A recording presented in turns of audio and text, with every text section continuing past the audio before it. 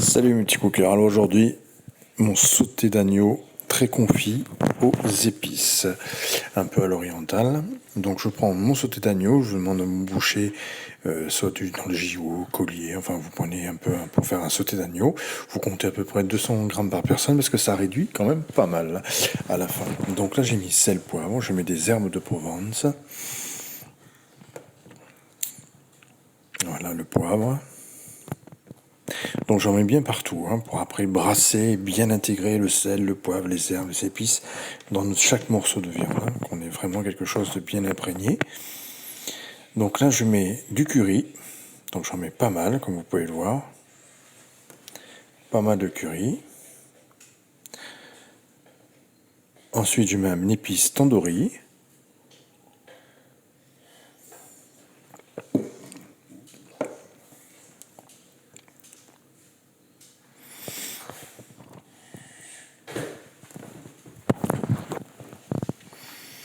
Voilà, donc là je mets un épice thaï, et oui je mélange un peu les saveurs, épice thaï.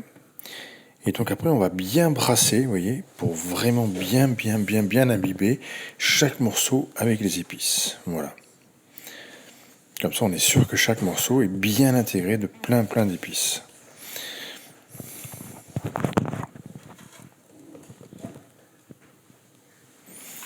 Voilà.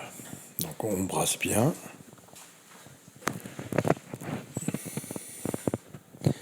Mais vraiment, on peut même le laisser quelques heures, même une nuit entière, imbibé comme ça, avec tous les morceaux et tous les épices. Ensuite, je prends 2 bonnes poêles et je vais donc saisir bien mes morceaux. Pendant 5-6 minutes, je vais poser mes morceaux.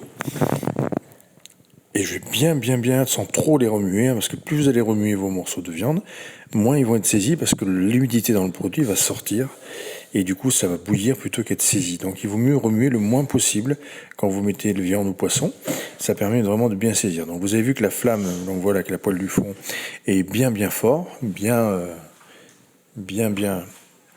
à fond. Et on saisit fort. Donc là, j'en ai au moins pour 5 minutes. Bon, après, je mets beaucoup de quantité, parce que moi, c'est sur le restaurant, donc on avait une grosse quantité. Mais vous aurez une moins grande quantité peut-être, donc c'est peut-être pas la peine de faire remuer 5 minutes. Mais il faut qu'il soit bien doré, en fait, de chaque côté. Donc on n'hésite pas. Voilà, donc là on fait un peu de spectacle pour la vidéo, c'est comme ça sur TikTok, il faut faire du spectacle, donc hop, un peu de flamme. Bon, bah, c'est pas pour ça qu'on va avoir 2000 abonnés de plus. Et on met comme ceci, bien saisi. Alors au bout de 5 minutes, après on les débarrasse dans notre casserole. Et je vais y mettre un bouillon de bœuf. J'ai trouvé ça en déshydraté, bien évidemment. Soit vous mettez un bouillon de volaille, soit vous mettez un bouillon de bœuf. Le bœuf avec l'agneau se marie très bien. Et ça donne encore plus de goût, ça renforce le goût de l'agneau, parce que le bœuf est quand même très aromatisé au niveau bouillon. Donc j'ai trouvé un bouillon de bœuf et je vais couvrir vraiment ma viande, bien couvrir, parce qu'on va la cuire pendant 1h20 à assez gros bouillon, pas quasiment à fond, donc vous verrez après.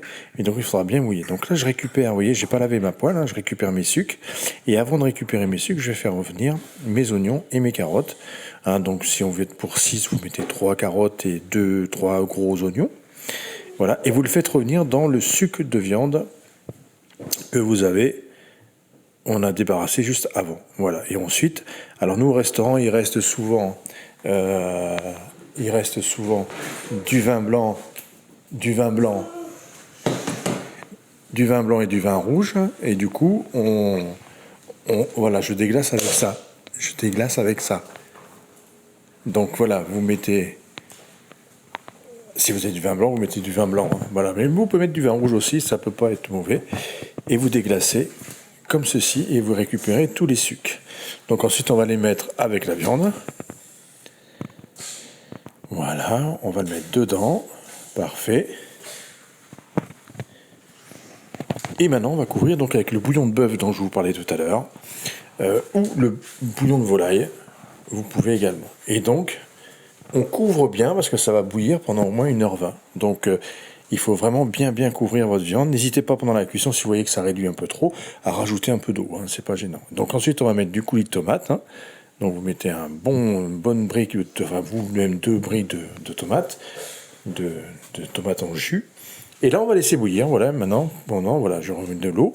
Là, c'est bien couvert et je vais laisser bien bouillir pendant 1h20 et vous verrez qu'après le jus aura bien réduit, la carotte sera complètement fondue dans votre jus, ça va donner un jus sublime et il n'y aura plus qu'à déguster avec du bon riz ou des pommes de vapeur et le tour sera joué.